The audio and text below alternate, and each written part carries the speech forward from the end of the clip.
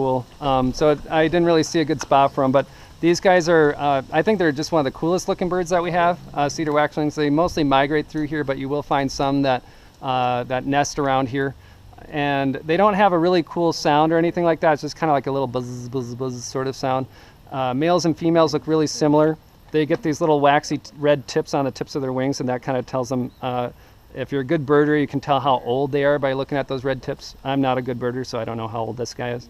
You'll see a berry in this guy's mouth.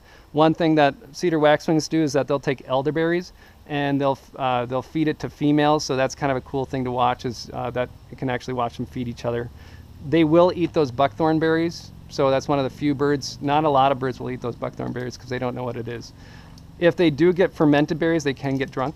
And that's true of a lot of berry eaters, that if it is fermented, that will affect their flying too.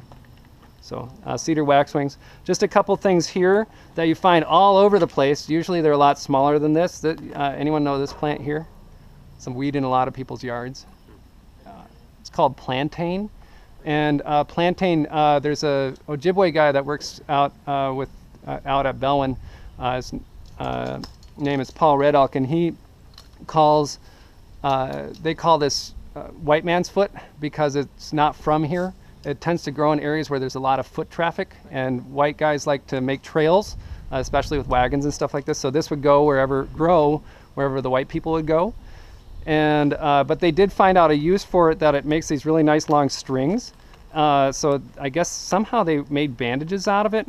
I'm not sure exactly how, because I can never get it to work, but that's what he said. So I'll believe him because he's a medicine guy and from Ojibwe culture. So anyways, we got a lot of plantain right here.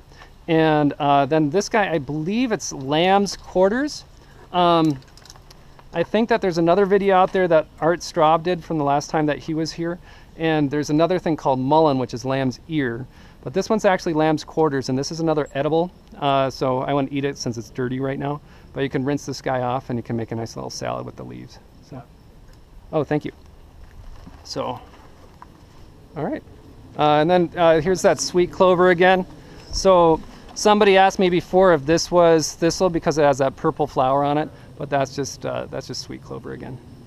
So, all right.